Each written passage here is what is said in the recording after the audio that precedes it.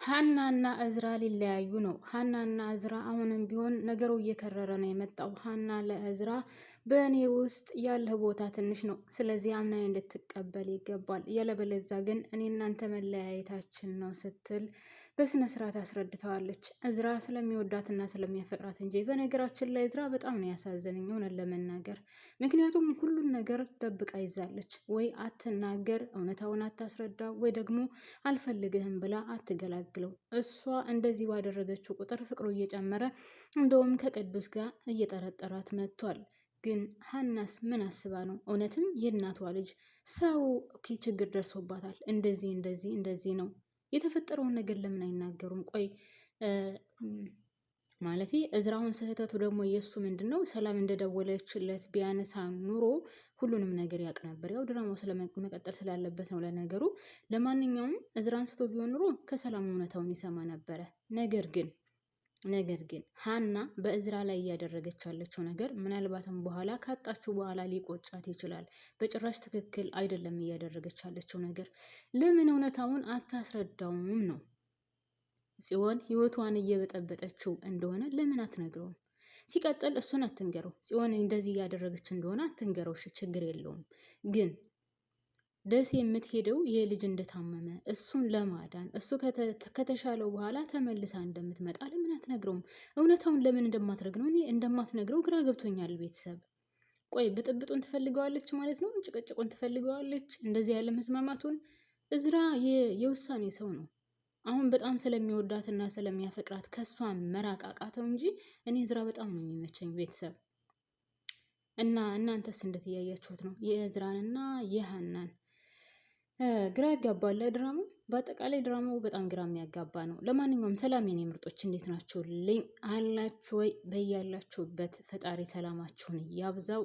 የምታበረታቱኝ ፈጣሪ ጨምሮ ጨማምሮ ይስጣችሁ። ቻናሌ ላይክ፣ ሼር፣ ሰብስክራይብ ለምታደርጉልኝ እውነት ከልብ ነው ማመሰግነው። እባካችሁን አሁንም ቢሆን የእናንተን ድጋፍ የእናንተን ማበረታታት እፈልጋለሁ እና እናንተ ከአጠገብ የሆናችሁ ላይክ እና ሰብስክራይብ እያደረጋችሁ እንድታበረታቱኝ እላለሁኝ። ምክንያቱም ያው እኔ ገና ትንሽ ነኝ፣ ማደግ እፈልጋለሁ። 300-400 ሺህ ካለው ተከታይ ሄዳችሁ ላይክ ሰብስክራይብ እንደምታደርጉት ሁሉ እኔንም ላይክ እና ሰብስክራይብ እያደረጋችሁ አበረታቱኝ፣ አሳድጉኝ። ደግሞ ከጎኔ ስለሆናችሁም ከልብ አመሰግናለሁ። ይኸው ጥሩ ስራ ይዘሻል መጣሽም ልትሉኝ ትችላላችሁ። ጊዜና ቦታ ይወስነዋል። ለየት ያለ ነገር ወይም በተለየ አይዲያ ለመምጣት። ለማንኛውም ከጎኔ ስላላችሁ አመሰግናለሁኝ።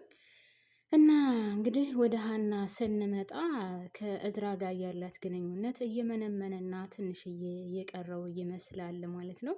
ያው መጨረሻ ላይ እንዳየነው እማታምነኝ ከሆነ እኔን አምነህም ተቀብለህ የማትቀጥል ከሆነ የኔና አንተ ግንኙነት ያበቃለታል ስትል ተለይተዋለች ማለት ነው።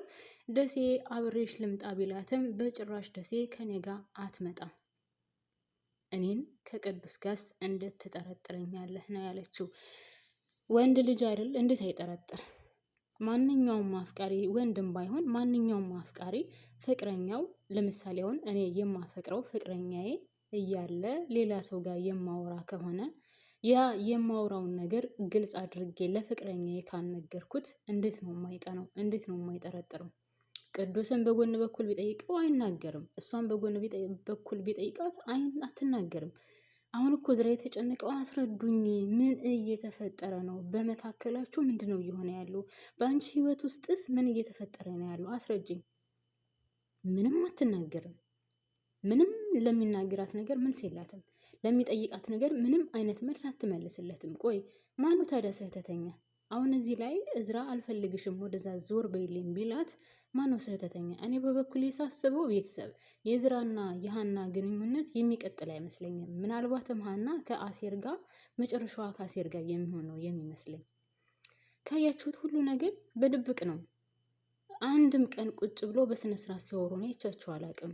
ስለተፈጠረው ነገር እዝራ እንደዚህ በህይወቴ ተፈጥሯል ብላ አንድም ቀን ስታስረዳው ስትነግረው አይቼ አላውቅም። የእውነት የምትወዱትና የምታፈቅሩት ሰው እንድታጡት የማትፈልጉት ሰው ከሆነ በህይወታችሁ የሚከሰተውን ነገር አታስረዱም? አትናገሩም? እንደዛማ ካልሆነ ታዲያ ምኑ የቅርብ ሰው ሆነ? ምኑን አብራችሁ የምትኖሩት እንደሆነ ወደፊት አስባችሁ ትቀጥላላችሁ። በጭራሽ እንደዚህ ሊሆን አይችልም። ሀና እያደረገች ያለችው ነገር እወድሃለሁ፣ ግን ምንም ነገር አትጠይቀኝ። አንተን ማጣት አልፈልግም፣ ግን የማደርገውን ነገር አንተ ማወቅ የለብህም፣ አያገባህም፣ አይመለከትህም። ዞር በልልኝ፣ ውጣልኝ፣ አታናግረኝ፣ ሁልጊዜ ደብሮኛል፣ መናገር አልፈልግም ነው የምትለው። ቆይ ታዲያ ቤተሰብ እንደዚህ አይነት ሰው ከሆናችሁ ከዛ በሌላ ሳይድ ያለው ሰው ምንድን ነው የሚሰማው? ምን ይሰማዋል? እዝራ ሀና በዚህ ደረጃ ለሱ ቅርብ ካልሆነች፣ በህይወቷ ምን እየተከሰተ እንደሆነ የማታስረዳው ከሆነ፣ ምን እየተከናወነ እንደሆነ እሱ ማወቅ ካልቻለ እንዴት ነው አብረው የሚቀጥሉት? እዝራ እኮ አሁን ሊፈነዳ ነው። በሀና ህይወት ውስጥ ምን እየተከሰተ ነው፣ ምን እየተካሄደ ነው፣ ምን እየሆነ ነው የሚለውን ለማወቅ ጭንቅላቱ ሊፈነዳ ነው በሀሳብ። ስለሚወዳትና ስለሚያፈቅራት ነው ደግሞ እንደዚህም እየሆነ ያለው። እና ሀና በጣም ስህተተኛ ናት። አሁን ለምሳሌ ምናሴ በስነ ስርዓት አስረድቷታል አይደለ? ቤተሰብ ለምንድን ነው እንደዛ ያልከኝ? ባለፈው የነገርከኝ ነገር በጣም አስጨንቆኛል። ምን ብሏት ነበር? አንቺ ሐኪም እስከሆንሽ ድረስ ሐኪም ደግሞ ህመምተኛ ነው መጀመሪያ የሚንከባከበው ወይም ደግሞ የሚያግዘው። ስለዚህ አንቺ ዶክተር እስከሆንሽ ወይም ደግሞ የእሱ ህመም አንቺ መድኃኒቱ ከሆንሽ መጀመሪያ ኤልያስን ማሳከም አለብሽ ወይም ለእሱ መድኃኒቱን መስጠት አለብሽ ብሏት አንሶ ወደ ደሴ ይዘሽው ሂጂና እሱ ይሻለው፣ ከዛ በኋላ ወደ ራስሽ ህይወት ትመለሻለሽ ነው። አሁን ይህን ነገር በስነ ስርዓት አስረድቷታል፣ እሷም ገብቷታል። ስለዚህ እሺ ብላ ወደ ደሴ ልትሄድ ነው። እንደውም ከእናቱ ጋር ራሱ ስንት ችግር እስከሚገባ ድረስ እናቱን ለማስፈቀድ እንድትፈቅድላት፣ እንዳትቆጣ፣ ውስጧ እንዳያዝንባት።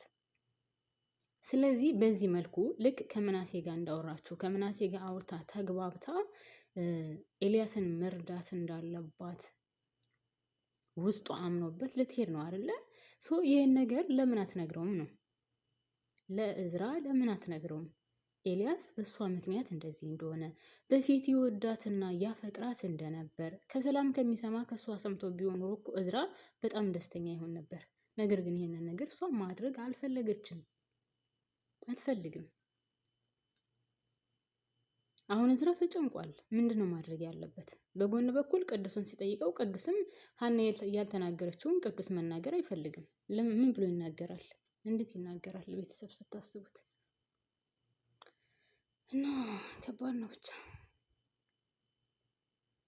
ከባድ ነው።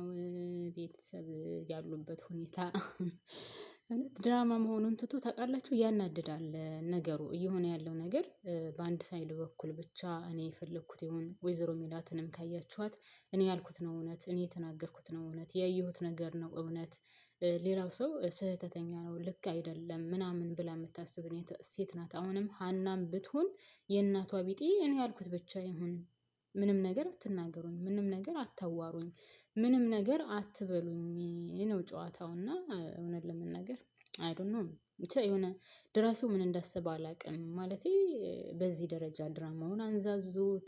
ሲቀጥል ለተመልካች ክብር የሚባል ነገር አጥተዋል። የሚያቀርቡት ነገር ዝም ብሎ ነው። ሜላትንም ካያችኋት አንዴ መስፍንን ላጣው ነው ትላለች፣ አንዴ ይቅርታ አልጠይቅም ትላለች፣ አንዴ ደግሞ ራሴን ዝቅ ማድረግ አልችልም ትላለች። በትዳር መካከል ራስን ዝቅና ከፍ ማድረግ የሚባል ነገር የለም። ትዳር ነው ማለት ተቻችሎ ተመሳስሎ ተሳስቦ ይኖራል እንጂ እኔ ከፍ እንዳልኩ መቆየት አለብኝ፣ እሱ ዝቅ ብሎ መጥቶ ይቅርታ መጠየቅ አለበት።